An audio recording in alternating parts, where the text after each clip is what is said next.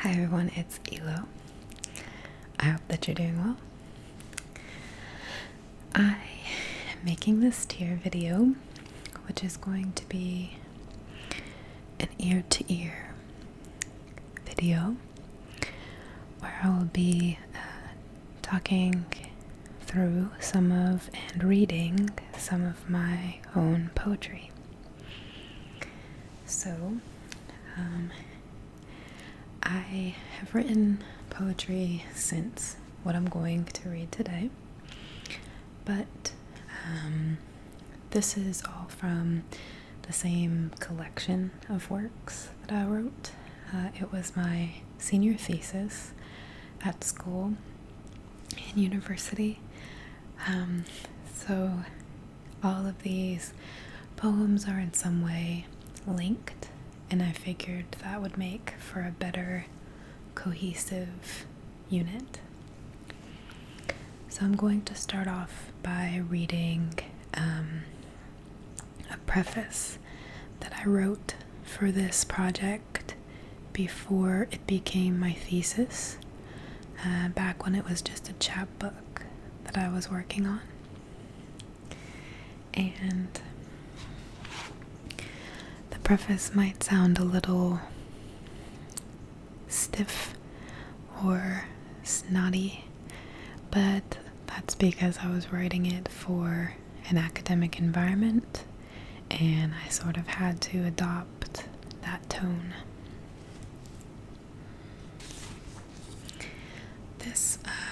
The purpose of this preface was to introduce the reader to the short amount of works that followed, and in this thin version, it's different than the introduction that I eventually wrote for my actual thesis, which is much longer. The introduction for my full thesis is a 12-page academic essay, and it would probably take me about an hour to read, so I'm not going to put you through that.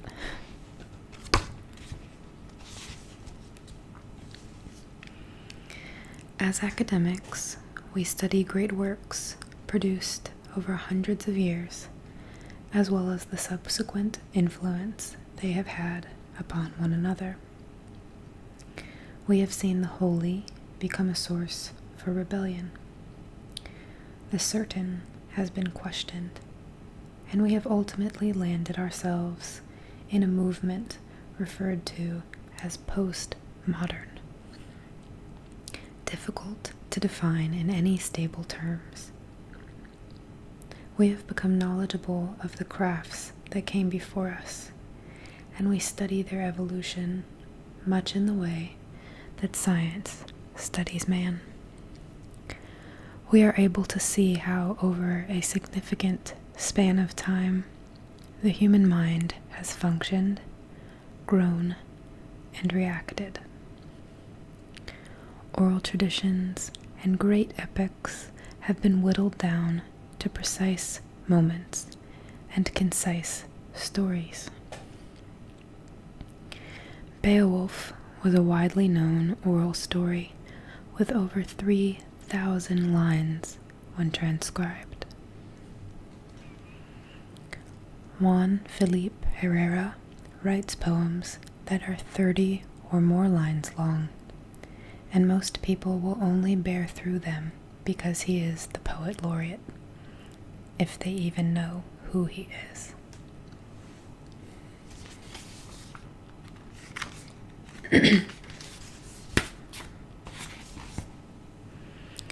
Allusions to once renowned Greek and Roman myths have become discussions about outstanding current events. This is a short stanza from a County Cullen poem to show the former. Make plain the reason tortured Tantalus is baited by the fickle fruit. Declare, if merely brute caprice dooms Sisyphus to struggle up a never-ending stair. And the next stanza to show the latter idea is by Yusuf Komunyakaa. I go down the 58,022 names, half expecting to find my own in letters like smoke. I touch the name Andrew Johnson. I see the booby trap's white flash. Sex has become explicit. This is from William Shakespeare. Mad in pursuit and possession in possession so, had, having, and in quest to have, extreme, a bliss in proof, and proved a very woe. Before, a joy proposed, behind, a dream. All this the world well knows, yet none knows well, to shun the heaven that leads men to this hell. And this is by Sharon Olds, a more contemporary writer, to show how sex has become explicit. When your mouth at my breast was drawing sweet gashes of cum up from my womb, made black fork flashes of a celibate's lust shoot through me. Being swept away by nature now seems to have a defeated, serious undertone. The childlike gaiety of the British romantics is scoffed at, beautifully silly. Here is my example of the Romantics by Samuel Taylor Coleridge. Now my friends emerge beneath the wide, wide heaven, and view again the many-steepled tract, magnificent, of hilly fields and meadows, and the sea, with some fair bark, perhaps, whose sails light up, to slip of the smooth, clear blue betwixt two isles, of purple shadow, yes. And the more traditional Seamus Heaney, one of my favorite poets, probably my second favorite poet. We hoarded the fresh berries in the byre, but when the bath was filled, we found a fur, a rat-gray fungus glutting on our cache. The juice was stinking too. Once off the bush, the fruit fermented, the sweet flesh would turn sour. I always felt like crying. It wasn't fair that all the lovely canfuls smelt of rot. Each year I hoped they'd keep, knew they would not.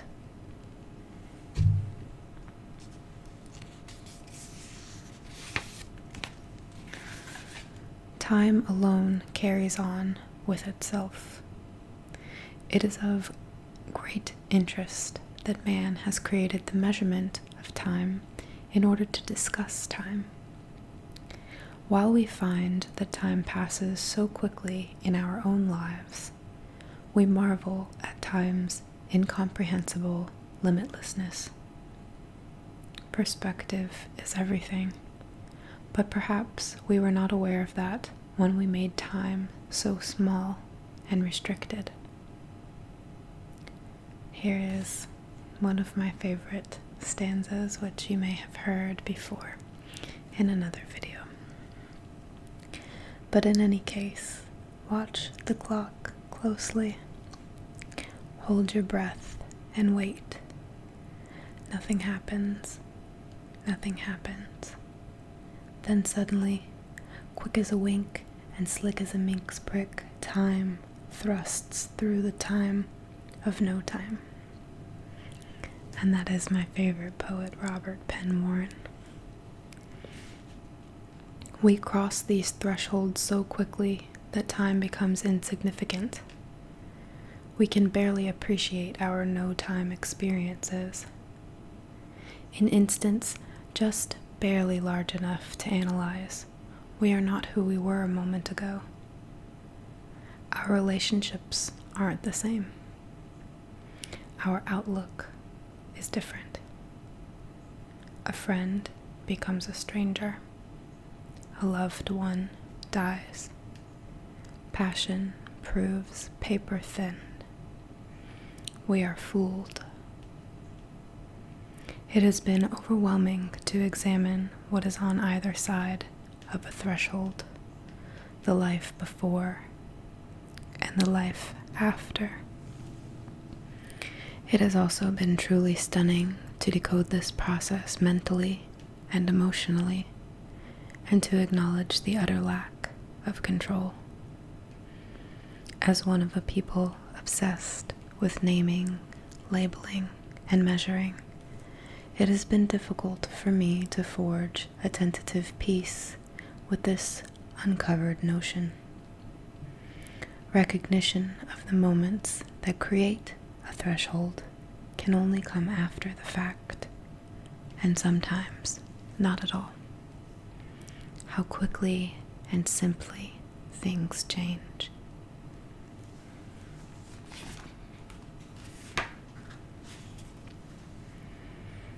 The title of that chapbook, which eventually became my thesis, and the title of my thesis is Threshold.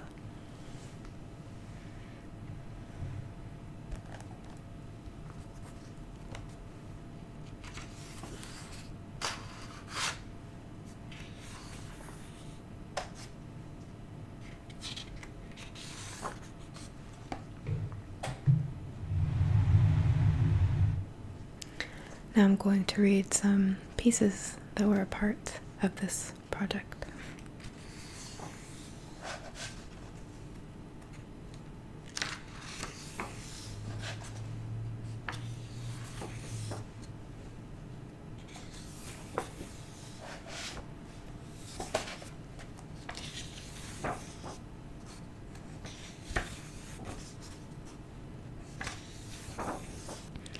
As much as I enjoyed the challenge of writing this whole thesis, it was very intense, and there was even a specific type of paper that I had to have it all printed on, and I had to go into a little conference room with 3 of my professors and present my defense of my thesis. And they were all very nice to me, especially because I was an undergraduate student, but it was still a really, really intense experience. This first poem is called Kick the Can, and while a lot of my poems are semi-autobiographical in nature, obviously not all of it is 100% true, but this one is quite based in real life for me. And to give a little bit of background, I grew up in a small state called Connecticut, and I had a pretty idyllic neighborhood to grow up in. It was filled with other children relatively my age, and we all became good friends. And since I moved when I was only 13, I never had to deal with us growing apart as adults. So, in a way, that has become a blessing because it has preserved those memories for me, and they're untainted and very innocent and important to me. All of us would get together and play games, and one of the games we would play is called Kick the Can. And for those of you who might not know, in this game, you set out a sort of boundary line, which we used one of our friends' yard. She lived on a corner lot, so it was perfect. There was no fence, so we could go all the way around the house. And essentially, it's almost like hide and seek with another element. There's someone seeking you, and they're on the opposite team. And if they find you and tag you, you're put in jail, which was the front porch stoop. So then when you sit in jail, you call for your other teammates to free you so you can hide again. And in order to free you, one of your teammates needs to run as fast as they can and kick a can that's left on the yard. Maybe a soup can, or sometimes we played with a milk jug if that was what we had. And your friend will come around and try to quickly kick the can without being tagged. And if they succeed, everyone who's on the jail stoop is freed and can go hide again. Obviously, one team wins when everyone is caught. Kick the can. Beneath a watchful, white smoke baby moon, late sun and sky deliver pink girls and blue boys in knit caps, while we meet in the underbrush of the tree line. Sopping, translucent cotton t-shirts cling to our nipples. We breathe each other's heat. Hardwood mulch compacts beneath our bare, calloused feet. The others, their footfalls thrumming below, must know we will not try until the porch light at the concrete stoop brightens in the falling night around our allies who sit in jail, captured one at a time. Screaming out your name, they plead for release. I feel your lips whispering mine.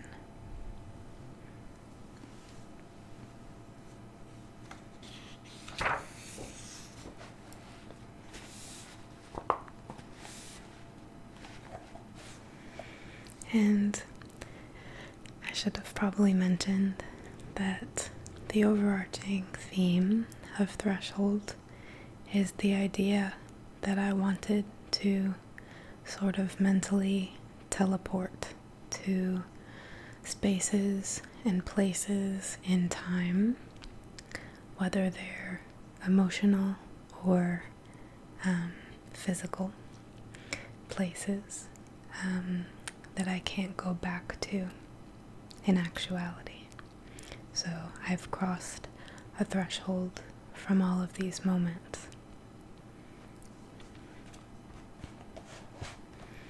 This next one is called The Reservoir, and it's about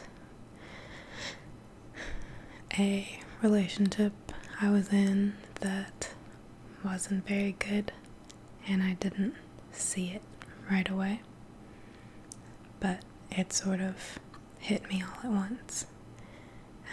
So, The Reservoir.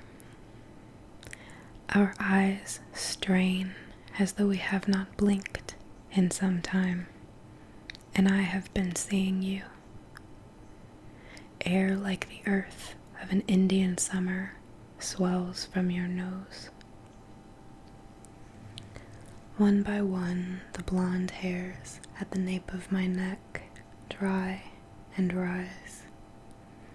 My breasts stick to your chest. I am a cold, damp leaf to the concrete amid a December mist in the deep south. My spine faces up. My color faces you. I am ugly, opaque, exposed, fragile. The dense bones of my pelvis compress yours. We sustain a small reservoir like a dip in the sidewalk after a heavy April rain. I had been seeing you, sturdy, concise, purposeful, unmoving. I have fallen on you now, and I see you. A single, gray, passionless slab I have seen before.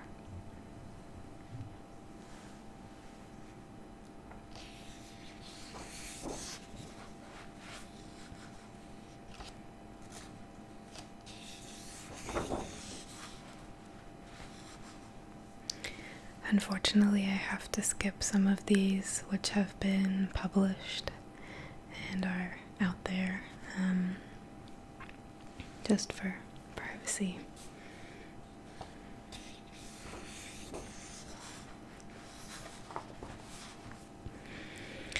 This one is called Playing Cards, and somewhat autobiographical, as I mentioned. I drew the inspiration for this poem from a theme of playing card games, actual card games, a lot growing up. We played all kinds, and it was sort of one of the few things that brought our family together. Playing cards. Tables we've gathered around populate a sweeping showroom in my mind, and I am now walking through den after porch, after family room, after kitchen and kitchen and kitchen, as if I am strolling through IKEA on any rainy Saturday. This den looks cheap, but by God, next to Father's empty cream lazy boy, the stout, round table is so sturdy. The children will sit on pillows and play Go Fish with weary babysitters, or their mother on days that they are lucky enough to be sick. She will hug them tighter and longer when Father is not home. This screened-in porch will be refurnished, outgrown, sold. For now, there is a lower middle class Irish Catholic family, 3 young children playing mealborns around a wicker-framed glass top, with their laughing, pregnant mother, crunching on potato chips, oily fingers staining all the cards. This family room is surely rented, a summer home at the Cape. A nicked and scratched dark wood 6-top, where the family plays Rummy 500 at night, sips on fizzy sprites, while lightning strikes violently beyond a large bay window. This is where they live, a lodge-style kitchen in the deep south. Space enough for the banquet table Mom always wanted. No one left to fill the chairs. On a quiet night, the six will play spoons and realize that Mom and Dad aren't really fighting over a missing playing card at all. And the house will fall.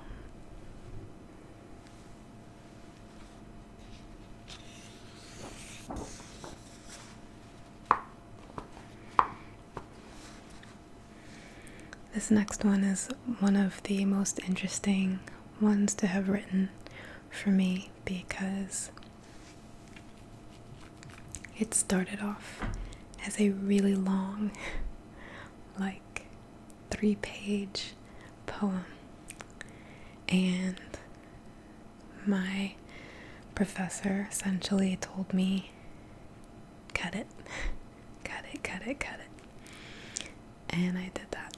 And this was one of the first successful short poems that I wrote.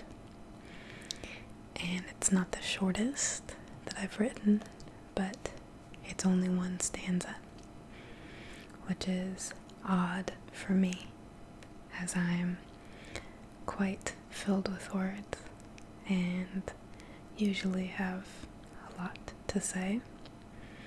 So I was pretty proud of completing this one, and I think it's pretty self-explanatory. It's meant to set a mood and a feeling that I can recollect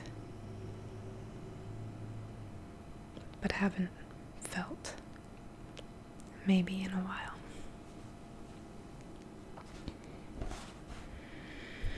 Ache. It is only when I am bitterly cold in my bones, standing in the half-light of a February evening in Connecticut, staring into the sapphire depth of my closet, that I am haunted by a sudden draft of chlorine unfurling from my strawberry one-piece, which lies limp in a crushed box in the corner, and I will ravage the hollow to bring that worn lycra to my nose, like a hungry squirrel reclaiming a forgotten acorn.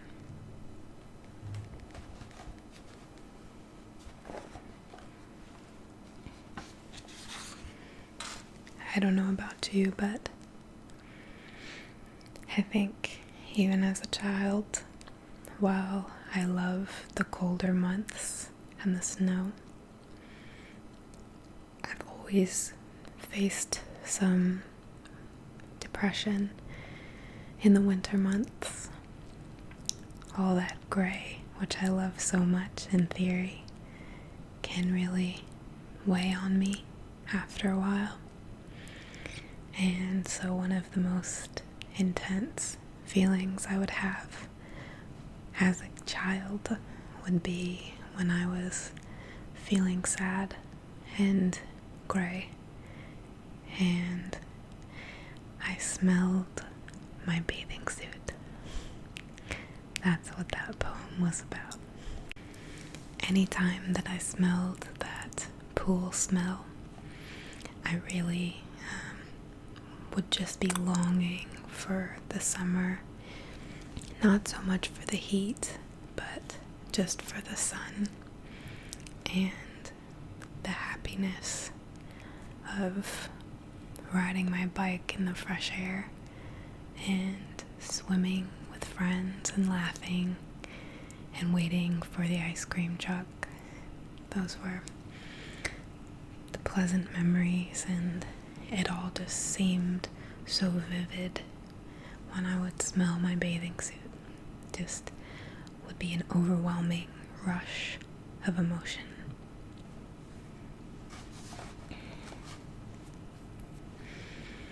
This next one is called Transported.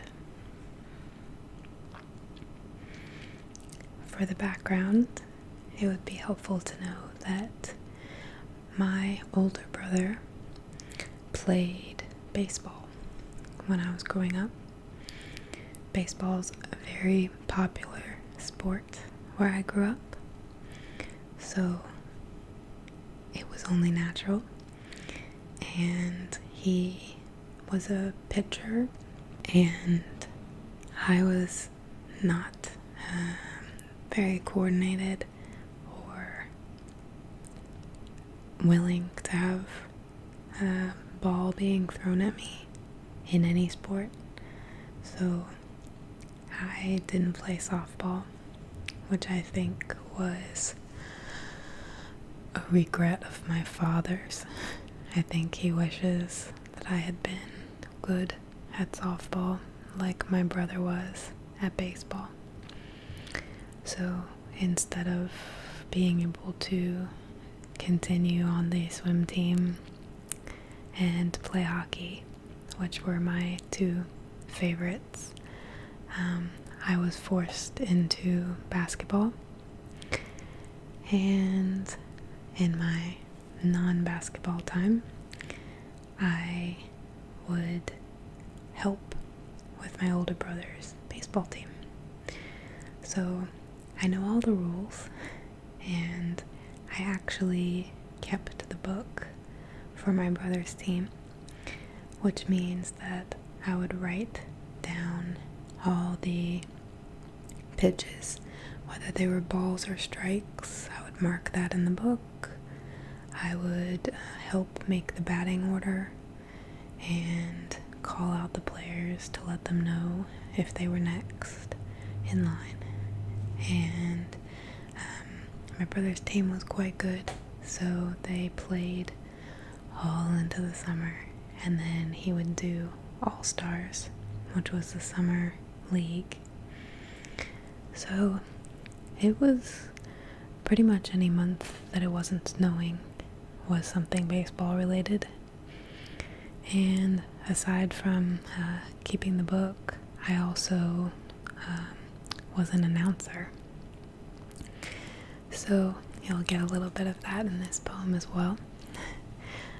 But when the league found out that I was capable of keeping the book, they actually hired me to announce all of the games and keep the book for the league. And unfortunately I didn't get paid any cash for doing that, but I did get all the free snacks I wanted, which was enough for me because they had delicious food, and I love food. Transported. A single breath, and my mind whirls to life, a zoetrope of old men, with hair thickened by wisps of cigar smoke. I can smell now, seasoning the glistening, crinkle-cut fries that landed on my tongue, one by one, at baseball fields, lit up by towering lights so bright, a boundary of night made a shoebox of Unity Park and its men, whose only love was real American baseball.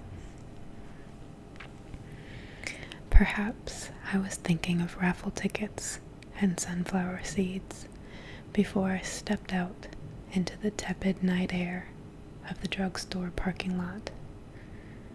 Maybe the flickering of the window front sign is reminding me of the glint of coins dropped by children buying sweets at the snack stand below my perch, where I can hear myself announce, now batting number 9. In this derelict parking lot, where mosquitoes borrow my blood, bubblegum highlights the zigzags of my soles, pulling up with the same resistance it had during hot summers years before, at Indian Ledge Park or the fields in Middletown. And I am enamored of the darkness, the carcinogens, the hunger, the magic, the infinite rattle of bleachers beneath the shoes of adults who could never know of the blissful children lurking below. So that was actually, even though it was mainly set in a recollection of those years on the fields and in the bleachers and hanging out with the other kids, siblings of the players and everything. Actually, what sparked me to write that poem was that I was living in Virginia many years later, and I was sort of preparing myself to break up with a person I had been dating for 4 years, and I went to CVS to rent a movie, and as soon as I stepped out of my car, I guess I smelled cigar smoke, which is, I know that it's a bad smell technically, but I love the smell of cigar smoke because it reminds me of home and my childhood and growing up on those baseball fields. And it just amazed me how quickly I was teleported in my mind to those places and those days, even though I hadn't been thinking about them at all. It's just incredible how the mind works and how strong the olfactory sense is, and how you can have memories associated with it so quickly. I did break up with him, by the way. Not that he wasn't a great person. He was a really nice guy, but just not right for me.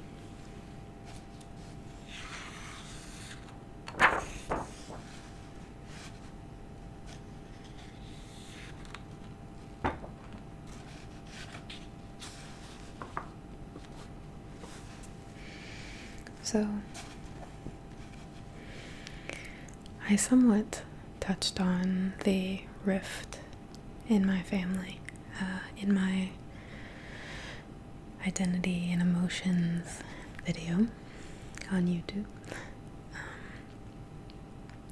But just for a teeny bit more background, my mom and I have a very complicated, now non-existent relationship. And at one point, not long ago, she was basically the world to me. I just loved her a lot, and I made a lot of excuses for her, and she's not an evil or horrible person by any means, but she has done a really good job of manipulating me over the years, and I just didn't realize it for a really long time. And unfortunately, a lot of things that I didn't understand have come to my attention just last November, and it's been really, really hard to acknowledge and accept all of that. When you're betrayed by someone you care about, someone you love, someone you look up to, especially your mom or dad, as some of you may know, it's really earth-shattering. And I don't know if you can relate to this, but I just feel like I have no one to believe in anymore. And losing that sense of comfort and feeling that I've been duped by someone who I never thought would dupe me is very confusing, and I'm still trying to understand it all. But when I wrote this poem, I didn't fully understand or know everything yet. So this was written during a period where my mom was essentially my idol. And I used to spend a lot of my time fearful of her dying. Preparation. I will never need to close my eyes to see my mother's body swaying to passionate kisses. On hazy mornings, I brew strong coffee I won't drink. Her voice breathes about my ears in the steam-filled gurgling. A rippling newspaper, a pair of soft, worn clogs, Arctic eyes like two saviors, beacons in the night. I stalk tag sales in a long white Cadillac like we used to. Spend all my petty cash on our favorites. Lace tablecloths, Longa burger, and grubby globes. Ornate lamps that cast dim light in my apartment, filled with clocks, whirring and ticking and cooing. My clocks, my mother's clocks, my mother's mother's clocks. As my mother prepares, I prepare. Teas and herbal remedies, tears and lavender oils, fresh fruits and daily walks. My friend's mother is dying of cancer, and she uses this, and it really helps her. We use it. I sit, calligraphing names, numbers, addresses, into a brown telephone book, a golden telephone embossed on the cover. The doctor calls. I pick up and hear my mother's voice say, "Hello?"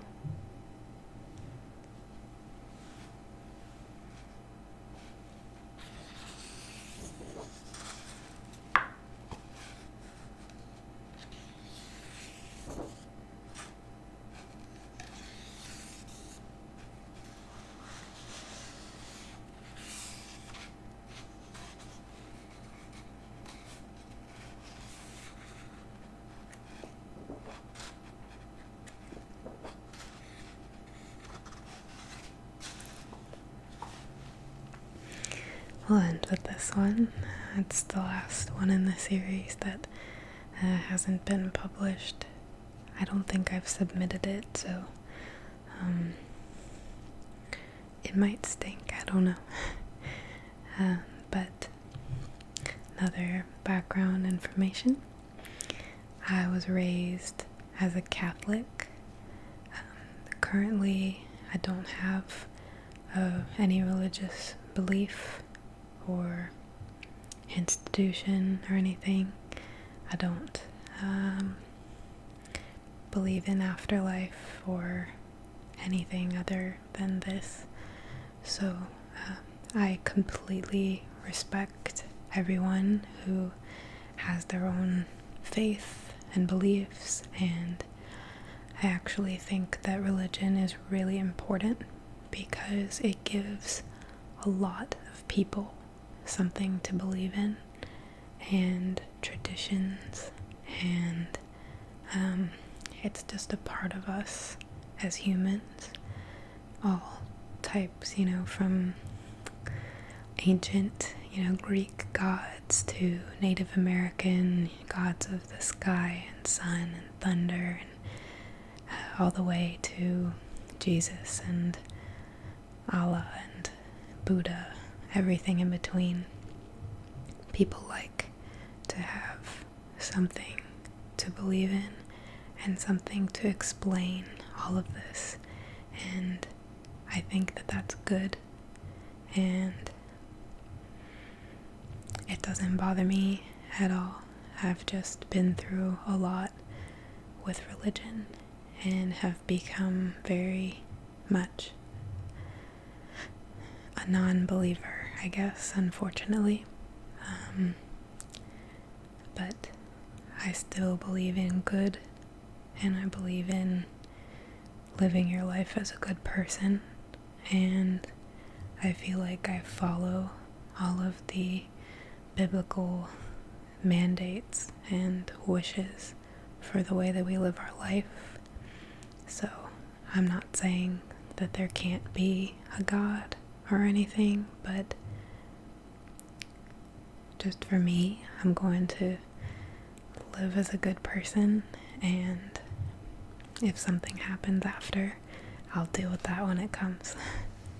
But for now, I'm just trying to be the best person that I can while I'm here. However, during the time that I was being raised as a Catholic and, being baptized and confirmed and having my first Holy Communion and going to confession and all of that, there are some things I enjoyed from those experiences and other things I did not. And one of the things that always felt really uncomfortable for me was confession. I didn't like that I was supposed to go sit in a dark room with a man who I didn't know and tell him everything I was thinking, and whether or not I had masturbated, or if I had had a thought I wasn't supposed to have, or if I, liked a boy or whatever. It just all felt, or if I liked a girl for that matter. I mean, there were so many things that I didn't want to tell anyone, and I think that people should be afforded the right to keep their thoughts private, because having thoughts doesn't make you a bad person, and there are plenty of times where people think things that they would never do, and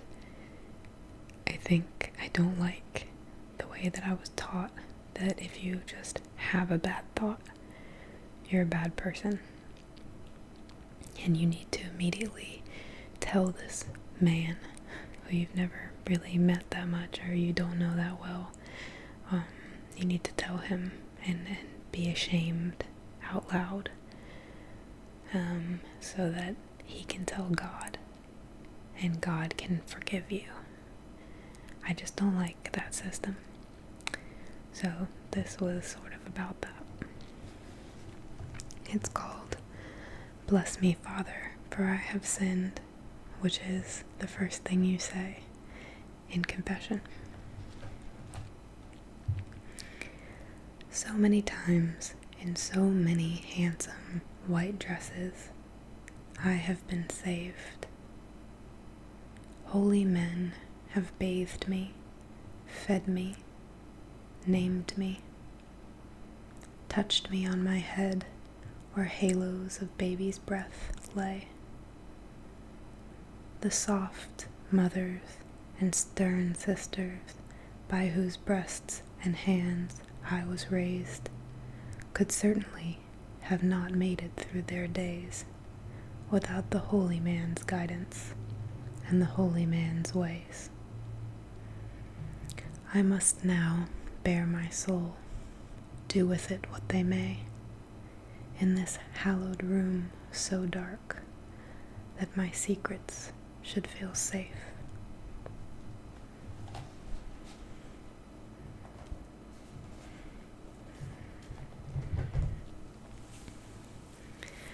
So that's all I have for now.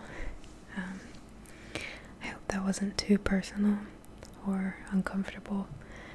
I know that there are some sexual and otherwise themes in poetry in general. That's not just me.